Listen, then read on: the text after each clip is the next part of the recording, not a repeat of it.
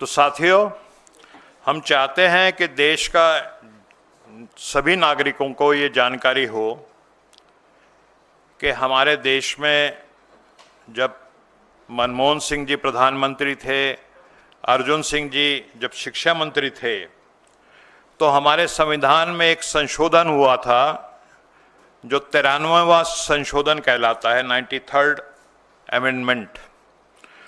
उसमें 15(5) आर्टिकल बना 2006 में, और उस आर्टिकल के थ्रू जो शिक्षण संस्थाओं में शेड्यूल कास्ट, शेड्यूल ट्राइब और सोशली और एजुकेशनली जो बैकवर्ड लोग हैं उनके लिए आरक्षण का प्रावधान हुआ।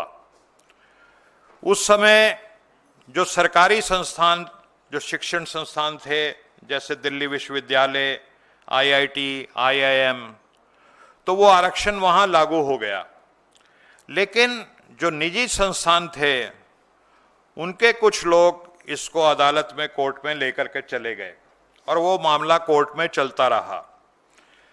उसमें फिर डिसीजंस आए, जो 2-3 मुख्य सुप्रीम कोर्ट के डिसीजन में उनका जिक्र कर देता हूँ। Ashok Kumar versus union of India 2008, IMA versus union of India 2011 और Pramati educational and cultural trust versus union of India 2014। Ultimately 2014 में जनवरी में ये मामला सेटल हो गया कि सरकार शेड्यूल कास्ट, शेड्यूल ट्राइब और सोशली और एजुकेशनली बैकवर्ड लोगों को निजी संस्थानों में आरक्षण दे सकती है। और उसके बाद आप सब जानते हैं कि देश में चुनाव हुए 2014 में और एक नई सरकार अस्तित्व में आ गई। और पिछले 11 वर्षों से संविधान में ये प्रावधान है कि शेड्यूल कास्ट, शेड्यूल ट्राइब और अन्य पिछड़ा वर्ग के जो लोग हैं उनको निजी संस्थानों में आरक्षण दिया जा सकता है, ये संविधान कहता है अब। लेकिन उसके लिए एक लेजिस्लेशन की जरूरत है, और इस सरकार ने, मोदी की जो सरकार है, जो भाजपा की सरकार है, जो संघ द्वारा समर्थित सरकार है, उसने आज तक वो लेजिस्लेशन नहीं बनाया। और इस तरह से इस देश के 100 करोड़ से ज़्यादा जो शेड्यूल कास्ट, शेड्यूल ट्राइब, जो OBCs, जो वंचित, शोषित, पीड़ित हजारों सालों से रहे हैं शिक्षा से वंचित, उनको जो आरक्षण का लाभ मिलना चाहिए था वो नहीं मिल रहा। मैं, क्योंकि मामला कॉन्स्टिट्यूशन का है और उसमें थोड़ा एग्जैक्ट बोलना पड़ता है, तो मैं एग्जैक्ट आपको आर्टिकल 15(5) बताता हूं। वो कहता है कि नथिंग इन दिस आर्टिकल और इन सब clause G of clause 1 of article 19 shall prevent the state from making any special provision by law for the advancement of any socially and educationally backward classes of citizens, or for the scheduled castes or the scheduled tribes, in so far as such special provisions relate to their admissions to educational institutions, including private educational institutions, whether aided or unaided by the state, other than minorities educational institutions referred to in clause 1 of article 30। अगर इसको simple English में कहा जाए तो article 15(5) states it enables the state to make special provision for the advancement of any socially and educationally backward classes, scheduled castes, scheduled tribes in educational institutions, including private institutions, whether aided or unaided, except minority educational institutes। मैं हिंदी में भी इसको बोल देता हूँ।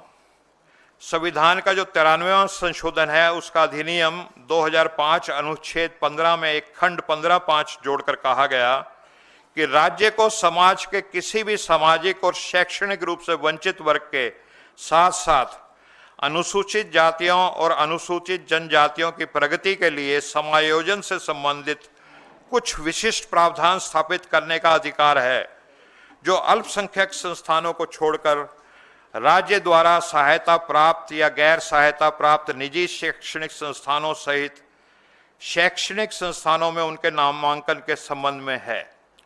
तो ये तो आर्टिकल 15(5) है जो हमारे संविधान का एक हिस्सा है, जिसको ये सरकार, मोदी सरकार, भाजपा सरकार, मोदी जी खुद को ओबीसी बोलते हैं और सबका साथ सबका विकास की बात बोलते हैं, लेकिन 11 वर्षों से वो इस पर कुंडली मार करके बैठे हुए हैं। इस संविधान के अधिकार को जो 100 करोड़ से ज्यादा OBC schedule caste, schedule tribe के लोग हैं, उनको लगातार वंचित रखा जा रहा है। और मैं याद दिलाना चाहूंगा, हमारे नेता जो लोकसभा में प्रतिपक्ष के नेता हैं, न्याय योद्धा, संविधान रक्षक राहुल गांधी जी ने पिछले दिनों 29 जुलाई 2024 को 2:41 पे एक बात बोली थी, और वो ऐतिहासिक शब्द हैं। अब इतिहास में स्वर्ण अक्षर में वो दर्ज हो चुके हैं। क्या वो वीडियो चल सकती है? जो भी इस देश में दलितों की, आदिवासियों की, पिछड़ों की बात उठाता है, जो भी उनके लिए लड़ता है, उसको गाली खाना ही पड़ता है। जितना मेरा आप लोग इंसल्ट करना चाहते हैं, आप खुशी से करिए, मगर एक बात मत भूलिए, जाति जनगणना को हम यहाँ पास करके दिखाएंगे।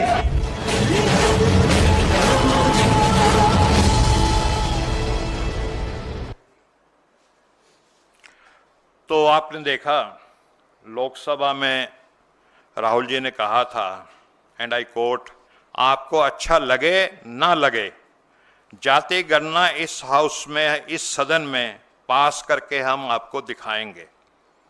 और मैं ये कहना चाहता हूं कि कांग्रेस पार्टी, हमारे माननीय अध्यक्ष मल्लिकार्जुन खड़गे साहब और नेता प्रतिपक्ष, संविधान के रक्षक राहुल गांधी जी, इस 15(5) का जो आर्टिकल है संविधान का, निजी संस्थानों में एससी, एसटी, ओबीसी के लिए आरक्षण इसी संसद के सत्र में करके दिखाएंगे। बीजेपी के लोग, जब से जाति जनगणना की घोषणा हुई है, वो कहते हैं इस बात को कि हमने कांग्रेस से, राहुल जी से एक मुद्दा जो था उनका जाति जनगणना का, हमने वो छीन लिया। राहुल जी ने यहीं बैठ करके प्रेस कॉन्फ्रेंस की थी और उन्होंने इस चीज का स्वागत किया था। हम सिर्फ इतना कहते हैं कि हर रोज हम भाजपा सरकार को राष्ट्र निर्माण का एक मुद्दा देंगे, और हम चाहते हैं कि हर रोज वो हमारा मुद्दा छीने। जो आज का टास्क है, जो आज का मुद्दा हम दे रहे हैं मोदी जी की सरकार को, वो ये है कि वो 15(5) जो आर्टिकल है, उस पे लेजिस्लेशन बना करके इस देश के दलितों, पिछड़ों, आदिवासियों को, जो 100 करोड़ से ज्यादा की संख्या में है और जो हजारों साल से पीड़ित रहे हैं, वंचित रहे हैं, जिनको जाति के नाम पर हर रोज पीड़ित किया जाता है, किसी को मूंछ रखने के ऊपर पिटाई कर दी जाती है, कोई घोड़ी पे चढ़ता है तो उसकी पिटाई कर दी जाती है, किसी के ऊपर जाति पूछ करके मूत्र उसके सर पे कर दिया जाता है। तो इस तरह की चीजें होती हैं हजारों साल से, जो ये वंचना और उत्पीड़न चल रहा है। लेकिन अब देश में बाबा साहब का संविधान लागू हो चुका है, आर्टिकल 15(5) बन चुका है, और इस समय ये जरूरी है कि ये सरकार, जो अपने आप को कहती है कि हम संविधान के हिसाब से चलते हैं, इसको लागू करें। जब राहुल जी ने जाति जनगणना की बात उठाई थी, तो आप सबने देखा कि मोदी जी ने क्या कुछ नहीं कहा। एक बार उन्होंने कहा कि ये तो बहुत बड़ा पाप है जाति की बात करना। जाति तो होती नहीं है, इस देश में सिर्फ महिला होते हैं, युवा होते हैं, गरीब होते हैं और किसान होते हैं। कभी उन्होंने ये कहा कि ये अर्बन नक्सल हैं जो इस तरह की बात करते हैं। एक नेता उनका ये कह रहा था कि बटेंगे तो कटेंगे। एक उनका नेता है जो सोशल मीडिया में बहुत चल रहा है, उसने कहा था जो करेगा जाति की बात उसको मारूंगा कस के लात। तो इस तरह की बातें के बावजूद जब देश का, जनता का, ओबीसी का, शेड्यूल कास्ट का, शेड्यूल ट्राइब का प्रेशर बढ़ा, तो वो मजबूर हो गए और इसी तरह से वो आर्टिकल 15(5) पे लेजिस्लेशन बना करके बहुत जल्दी ये सरकार मजबूर होगी कि वो इस आरक्षण को लागू करें। और कांग्रेस पार्टी, हमारे माननीय अध्यक्ष श्री मल्लिकार्जुन खड़गे साहब, हमारे न्याय योद्धा संविधान रक्षक राहुल गांधी जी इस चीज के लिए लगातार लड़ते रहेंगे। और मैं कहना चाहता हूं कि जैसे विक्टर हुगो ने कहा था कि हर चीज का एक समय होता है, हर आइडिया का एक समय होता है, जब वो समय आ जाता है तो उसको कोई रोक नहीं सकता। तो सोशल जस्टिस, जो सामाजिक न्याय का अब समय आ चुका है, और दुनिया की कोई ताकत इसको संविधान में जो सामाजिक न्याय के प्रावधान हैं उनको लगने से रोक नहीं सकती।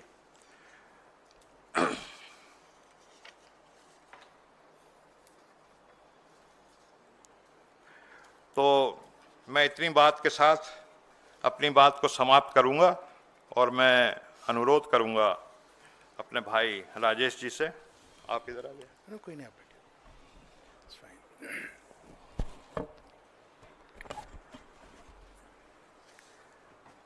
आप सबको मेरा क्रांतिकारी जय भीम, जय संविधान। बहुत ऐतिहासिक घड़ी है और खुशी महसूस हो रही है कि हमारे कांग्रेस पार्टी के अध्यक्ष मल्लिकार्जुन खड़गे जी के नेतृत्व में जो कांग्रेस पार्टी के कार्यकर्ताओं ने, कांग्रेस पार्टी ने पूरे देश में आरएसएस की मानसिकता के विरोध में, उसके विरुद्ध जो लड़ाई लड़ी, और जो हमारे जननायक संविधान रक्षक राहुल गांधी जी ने भारत जोड़ो यात्रा, भारत जोड़ो न्याय यात्रा के माध्यम से जो सामाजिक न्याय की आवाज़ उठाई, लाखों करोड़ों लोगों से संपर्क हुआ और मजबूत तरीके से कास्ट सेंसस करवाने की बात राहुल गांधी जी ने कही। कांग्रेस पार्टी ने उस दौरान एक कैंपेन भी चलाया, गिनती करो, और राहुल गांधी जी ये कहते थे कि देश में जब तक कास्ट सेंसस नहीं होगा, देश का एक्सरे नहीं हो सकता, देश में ये जानकारी नहीं मिल सकती कि कौन सा वर्ग, कौन से लोग कितने हैं और वो किस स्थिति में हैं, उनकी आर्थिक स्थिति क्या है, सामाजिक स्थिति क्या है। और पूरे देश के अंदर जो बहुजन आबादी है उस बात से बहुत प्रभावित है, चाहे वो एससी हो, एसटी हो, ओबीसी हो। राहुल गांधी जी ने उस दौरान हर वर्ग की बात बहुत मजबूत तरीके से उठाई। और जो कास्ट सेंसस का मुद्दा, राहुल गांधी जी बार बार कहते थे कि जिसकी जितनी जनसंख्या भारी उतनी उसकी हिस्सेदारी। उस वक्त में भारतीय जनता पार्टी के लीडर्स राहुल गांधी जी का मजाक उड़ाते थे, लेकिन राहुल गांधी जी बेखौफ लीडर हैं, निडर हैं, और उन्होंने हमेशा इस बात को माना कि जब तक मजबूत तरीके से वंचित, शोषित, पीड़ित समाज की आवाज़ कांग्रेस पार्टी के लीडर्स नहीं उठाएंगे, तब तक उनको न्याय, सामाजिक न्याय नहीं मिलेगा।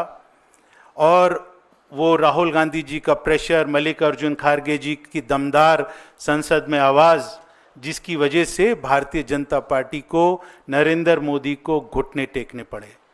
वो लोग जो ये कहते थे कि बटोगे तो कटोगे, एक हो तो सेफ हो, नरेंद्र मोदी ये कहते थे कि जाति, कास्ट सेंसस की बात करने वाले लोग अर्बन नक्सली हैं। और यहाँ तक कि गडकरी जो उनके एक लीडर हैं, मिनिस्टर हैं, उसने कहा था कि अगर जात की बात करोगे तो लात लगेगी, मैं लात मारूंगा। मैं गडकरी से सवाल पूछना चाहता हूँ, राहुल गांधी जी ने जो प्रेशर बनाया कास्ट सेंसस का, और भारतीय जनता पार्टी जो हमेशा गडकरी समेत विरोध करते रहे पूरे देश में, आज कास्ट सेंसस की घोषणा भारतीय जनता पार्टी की सरकार ने की है। अब लात किसको मारोगे, ये सवाल है। और मेरा ऐसा मानना है, इस मंच के माध्यम से जो मैं मजबूत तरीके से बात कहना चाहता हूं कि कांग्रेस पार्टी चाहती है कि जो आरक्षण की सीमा है 50%, वो खत्म होनी चाहिए, वो कैप खत्म होना चाहिए। क्योंकि सामाजिक न्याय में सबसे बड़ी रुकावट जो है आज, वो 50% की सीमा है। देश में जो SC, ST, OBC हैं, उनकी जनसंख्या 70% है और जनसंख्या 70%, लेकिन आरक्षण सिर्फ 50% या न्याय है। और मैं समझता हूं कि राहुल गांधी जी ने ये भी फैसला कर लिया है कि जिस तरीके से हमने caste census Bharatiya Janata party को मजबूर करके करवाया, उसी तरीके से ये 50% का जो कैप है, ये भी हम लोग हटवा कर रहेंगे। भारतीय जनता पार्टी क्यों नहीं हटाना चाहती है कैप, ये समझने की ज़रूरत है। क्योंकि जब बाबा साहब भीमराव अंबेडकर ने इस देश में संविधान लागू किया, तो उस वक्त में RSS के लोगों ने, मनुवादी सोच के उसके विचारधारा के लोगों ने बाबा साहब भीमराव अंबेडकर की शव यात्रा निकाली थी, संविधान को जलाया था।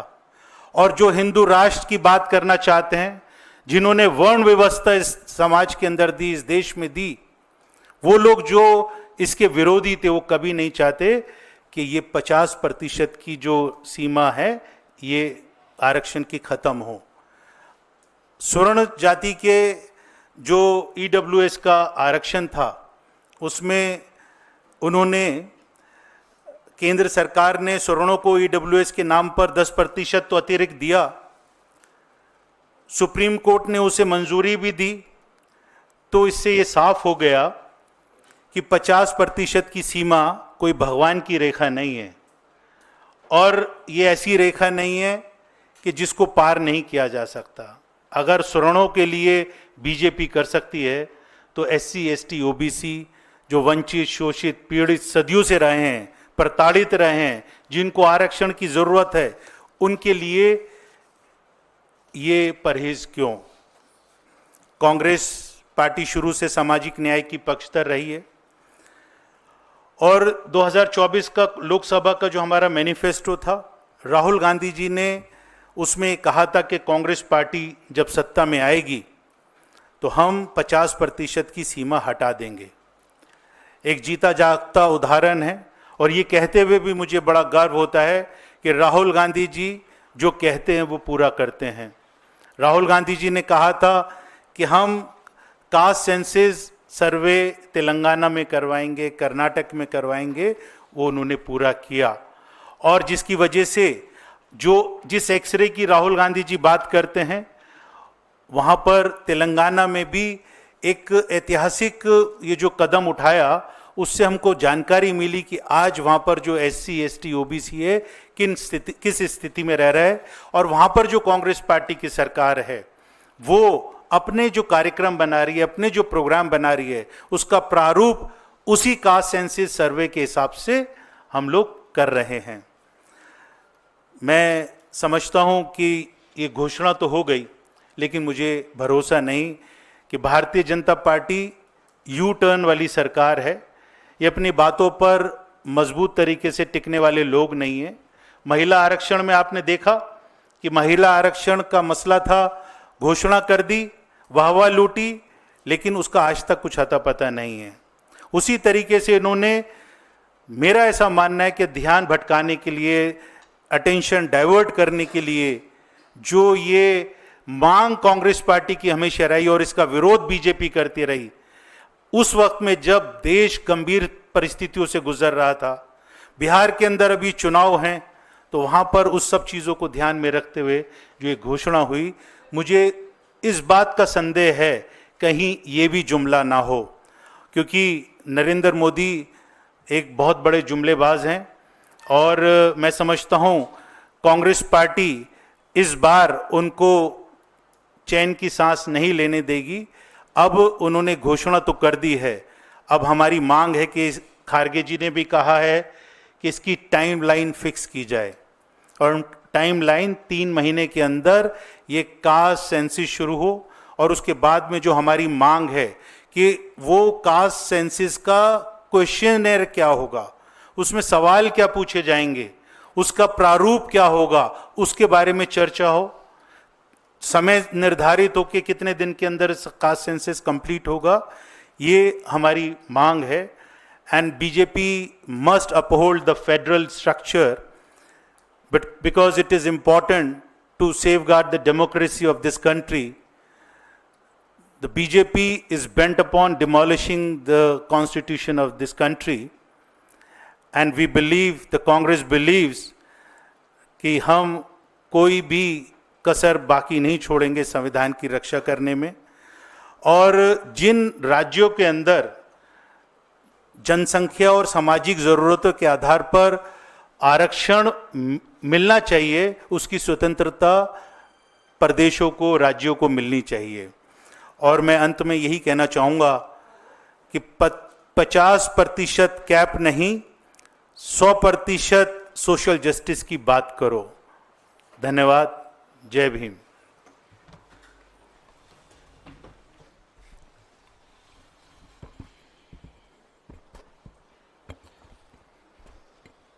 नमस्कार साथियों, जय जोहार, जय बापू, जय भीम, जय संविधान। जातिगत जनगणना ये इतिहास का सबसे बड़ा निर्णय होने वाला है। जिस तरह से गांधी जी ने कहा था कि पहले वो आपका तिरस्कार करेंगे, फिर वो आपकी हंसी उड़ाएंगे, फिर वो आपसे लड़ाई लड़ेंगे और अंत में आपकी जीत होगी, यही राहुल गांधी जी के साथ हुआ है। जब बीजेपी का ऐसा कोई कार्यकर्ता ना, कोई नेता नहीं था जिसने राहुल गांधी जी का मजाक नहीं उड़ाया कि जातिगत जनगणना कैसी होगी। जब राहुल गांधी जी ने संसद में खड़े होकर चैलेंज करा कि हम जातिगत जनगणना करवा कर रहेंगे, तब भी बीजेपी के नेताओं ने उनका मजाक उड़ाया, यहां तक कि उनकी जाति पर भी सवाल उठाए। जब अनुराग ठाकुर जी ये बोलते हैं कि आपकी जाति क्या है, और जो जाति जिसको पता नहीं वो जाति की बात करता है, तो यह साफ है कि बीजेपी की और मोदी की जो मानसिकता है वो कभी भी जातिगत जनगणना के साथ नहीं रही। और ये जो यू टर्न हुआ है, ये जबरदस्त यू टर्न मोदी जी ने लिया है। पहले मोदी जी खुद कहते हैं कि सिर्फ 4 जातियां होती हैं, जिसमें युवा, महिला, किसान और गरीब। आज वो ये कह रहे हैं कि बाकी जातियां भी हैं। ये मोदी जी ने ही कहा था कि जो भी जातिगत जनगणना की बात करता है वो अर्बन नक्सल ख्याल है। यह भी मोदी जी का ही कहना था कि जो जाति की बात करता है वो पाप है। तो क्या हो गया कि इतना बड़ा यू टर्न हो गया। इनके बड़े बड़े नेता, चाहे नितिन गडकरी जी हो, जो कहते हैं कि जो करेगा जाति की बात उसको पड़ेगी लात, चाहे योगी जी हो, जो कहते हैं कि बटेंगे तो कटेंगे।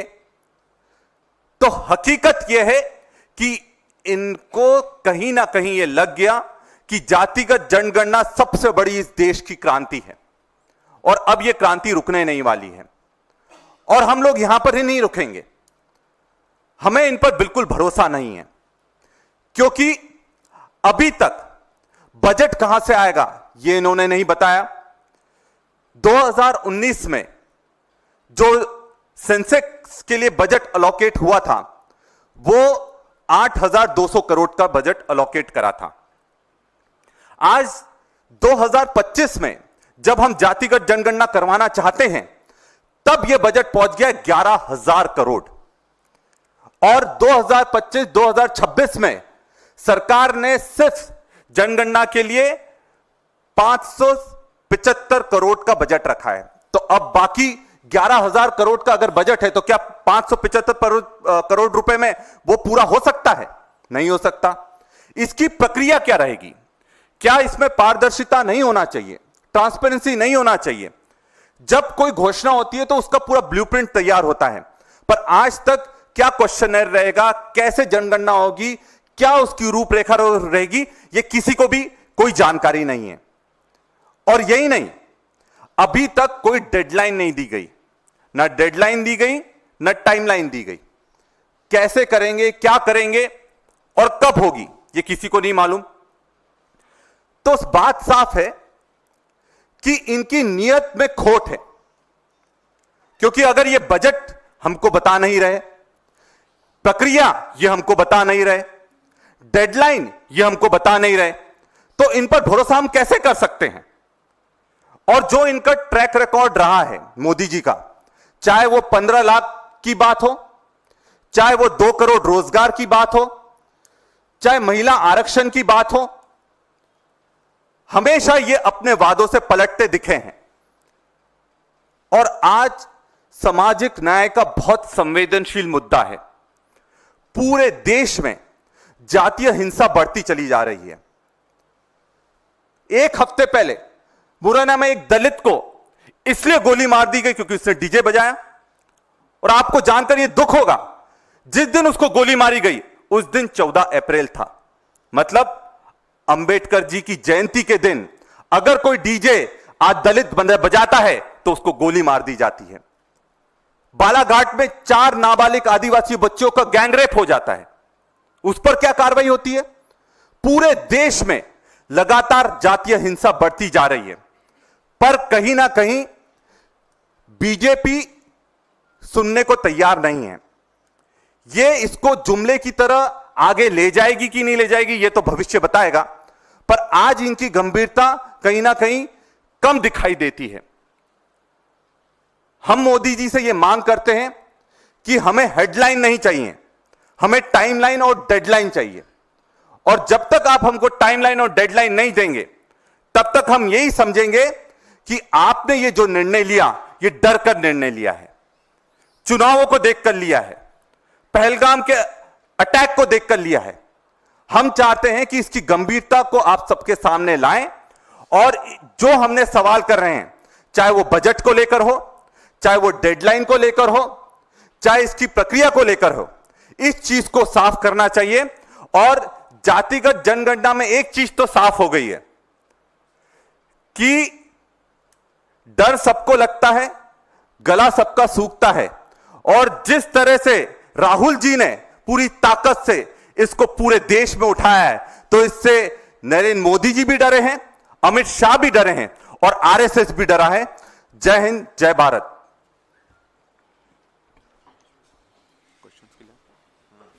Any questions?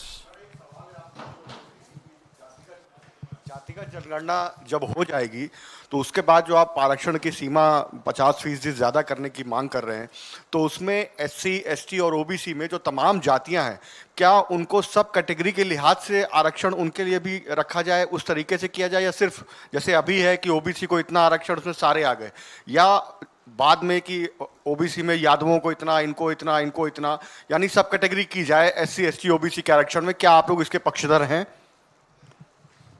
देखिए, ऐसा है कि जाति जनगणना के जब आंकड़े आएंगे, संख्या का पता लगेगा। और जो जाति जनगणना है वो इतनी सिंपल नहीं है जैसे उसके नाम से लगता है कि भाई जातियों की संख्या पता कर ली जाएगी। जो तेलंगाना में जाति जनगणना हुई है, वो मैं समझता हूं कि विश्व में एक नया ही काम हुआ है, ऐसा काम पूरे विश्व में नहीं हुआ है। 3.5 करोड़ लोगों की 54 क्वेश्चन आए, क्वेश्चंस के हिसाब से मल्टी डायमेंशनल उनकी क्या पोजीशन है, वो इकोनॉमिक पोजीशन क्या है, एजुकेशनल पोजीशन क्या है, पॉलिटिकल पोजीशन क्या है, सोशल क्या है, उनकी भागीदारी जो कॉन्स्टिट्यूशनल इंस्टीट्यूट्स होते हैं उनमें क्या है, मीडिया में क्या है, ब्यूरोक्रेसी में क्या है, जुडिशरी में क्या है, हायर जुडिशरी में क्या है, वो सब चीज़ें पता लगाने की कोशिश की गई है। अब इस पैनल में कम से कम 2 डॉक्टर बैठे हैं, डॉक्टर विक्रांत भूरिया और मैं। He is a surgeon, I am a physician. तो अगर एक डॉक्टर के पास 4 रोगी आते हैं और वो कहते हैं जी हमें कमजोरी है, तो उसका इलाज ये नहीं कि सबको च्यवनप्राश दे दिया जाए, केमिस्ट तो यही दे देगा सबको च्यवनप्राश। लेकिन अगर एक कोई रियल डॉक्टर होगा जो एमबीबीएस होगा, साइंटिफिक प्रैक्टिस करता होगा, वो इन्वेस्टिगेट करेगा, वो पता लगाएगा कि इस कमजोरी का कारण क्या है। तो हो सकता है कि किसी का ब्लड टेस्ट पे पता लगे कि उसको एनीमिया है, आयरन डेफिशिएंसी है, दूसरे को प्रोटीन डेफिशिएंसी हो सकती है, तीसरे को कैल्शियम डेफिशिएंसी हो सकती है। तो सबको अलग अलग, किसी को कैल्शियम सप्लीमेंट दिया जाएगा तो किसी को आयरन सप्लीमेंट दिया जाएगा। तो ये जो तेलंगाना में काम हो रहा है, और मैं बताता हूं आपको, पूरा विश्व हैरान हो जाएगा। 1 महीने बाद एक बहुत बड़ी एक्सपर्ट कमेटी उस पर काम कर रही है, हेडेड बाय चीफ, एक सुप्रीम कोर्ट के जस्टिस, वो उसको हेड कर रहे हैं। और हमारे जो डिपार्टमेंट प्रवीण चक्रवर्ती जी जो हैं, वो उस कमेटी के कन्वीनर हैं। तो एक बहुत बड़ी क्रांति होने जा रही है, जिसकी सारी डिटेल्स 1 आध महीने में आपके सामने आएंगी। हर एक जाति की समस्या अलग है। जैसे आपने बताया, किसी जाति में एजुकेशनल प्रॉब्लम ज़्यादा है, कोई जाति ऐसी है जो एंटरप्रेन्योरशिप में उसकी भागीदारी नहीं है, बिजनेस में नहीं है, मीडिया में नहीं है। अलग अलग जातियों की अलग अलग समस्याएं हैं, और जितना स्पेसिफिक प्रैक्टिकली पॉसिबल है। अब क्योंकि 5000 से ज़्यादा जाति हैं इस देश में, तो ऐसा तो हो नहीं सकता कि 5000 कैटेगरीज बन जाए, लेकिन what ever is practical possible. और तेलंगाना में अभी आपने देखा कि शेड्यूल कास्ट का जो आरक्षण है, तो वहाँ जो कांग्रेस सरकार है उसको उन्होंने 3 भागों में कैटेगराइज कर दिया। तो दैट इज प्रैक्टिकल पॉसिबल, लेकिन वो आंकड़ों के ऊपर बेस्ड होगा कि किसकी कितनी संख्या है और कितनी भागीदारी है, उसके ऊपर देखते हुए तो ये काम होगा। और जितना ज़्यादा साइंटिफिक हो सकता है उतना ज़्यादा साइंटिफिक इसको किया जाएगा। एक बात मैं और कहना चाहूँगा कि वो कहते हैं ना कि हजारों साल नरगिस अपनी बेनूरी पे रोती है, बड़ी मुश्किल से होता है चमन में दीदावर पैदा। तो इस देश के जो पिछड़े थे, दलित थे, आदिवासी थे, गरीब थे, वो बहुत लंबे अरसे से इंतजार कर रहे थे कि कोई एक ऐसा नेता आए जो बेधड़क बहादुरी से उनके हक और हकूक के लिए, संवैधानिक के लिए लड़े। लेकिन जो इस दुनिया में मनुवादी ताकतें हैं, वो कहते हैं कि जब कोई इस बराबरी की, समता की बात करता है, इक्वलिटी की बात करता है, तो पूरे ब्रह्मांड की जो मनुवादी ताकतें हैं वो साजिश रचना शुरू कर देती हैं उसके खिलाफ। और हमारे बहुत सारे ऐसे नेता हुए जो सामाजिक न्याय की बात बड़े जोर शोर से करा करते थे, लेकिन आज आप देखते हैं कि वो चुप बैठ गए हैं घरों में, 20-20 फुट की दीवारें करा रही हैं चारों ओर, बोलते नहीं हैं।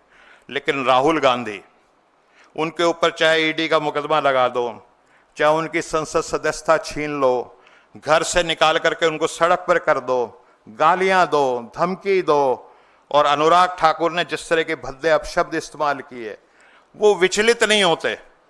वो हिमालय पर्वत की तरह अडिग सामाजिक न्याय के मुद्दे को लेकर के चल रहे हैं। और इस देश के जो 100 करोड़ जो लोग हैं, जो आदिवासी, 100 करोड़ से ज़्यादा schedule caste, schedule tribe, OBC के, उनका जो भविष्य है वो बहुत उज्जवल होने जा रहा है। जैसे वो रामधारी दिनकर जी भी कहा करते थे ना कि फावड़े और हल राजदंड बनने को है, धूसरता सोने से श्रृंगार रचाती है, दोराहा समय के घर घर नाच सुनो, सिंहासन खाली करो कि जनता आती है। तो वही काम राहुल जी, जो हमारे संविधान रक्षक हैं, उनके नेतृत्व में इस देश में होने जा रहा है। जो दलित, पिछड़े, हजारों सालों से जो पीड़ित रहे हैं, वंचित रहे हैं, शोषित रहे हैं, उनको सामाजिक न्याय अब मिलेगा। जी सर, कांग्रेस ने जाति जनगणना का श्रेय लिया, तो बिहार विधानसभा चुनाव में उसको फायदा मिलेगा? देखिए, राहुल जी ने बहुत सारे संविधान सम्मेलन भी किए हैं, राजनीतिक लाभ के लिए काम नहीं करते कई बारी। और बहुत सारे जो पत्रकार भी राहुल जी को ये समझाते थे कि जी आप ये क्या मुद्दा उठाते हैं, इससे आपको नुकसान हो जाएगा। वो अलग बात है कि अब जब से बीजेपी सरकार ने इस बात को मान लिया है तो वो बातें अब खत्म हो चुकी हैं। लेकिन ये एक देश को बनाने का मुद्दा है, और इस तरह के मुद्दे को, और जिस तरह से भी देश बन सकता है, क्योंकि 90% अगर किसी देश के लोग वंचित रहेंगे, वो हाशिए पे रहेंगे, वो देश बन ही नहीं सकता। अगर हम इस भवन में बैठे हैं, मान लीजिए 90% इसकी ईंट कमजोर हो जाएंगी, भरभरा के गिर जाएगा। तो एक एक ईंट, वो कहते हैं ना, व्यक्ति निर्माण से राष्ट्र निर्माण होता है। तो देश का एक एक नागरिक जब सुदृढ़ होगा, सशक्त होगा, खुशहाल होगा, समृद्ध होगा, सुशिक्षित होगा, तभी ये देश बनेगा। जी, दैट्स ऑल। Thank you.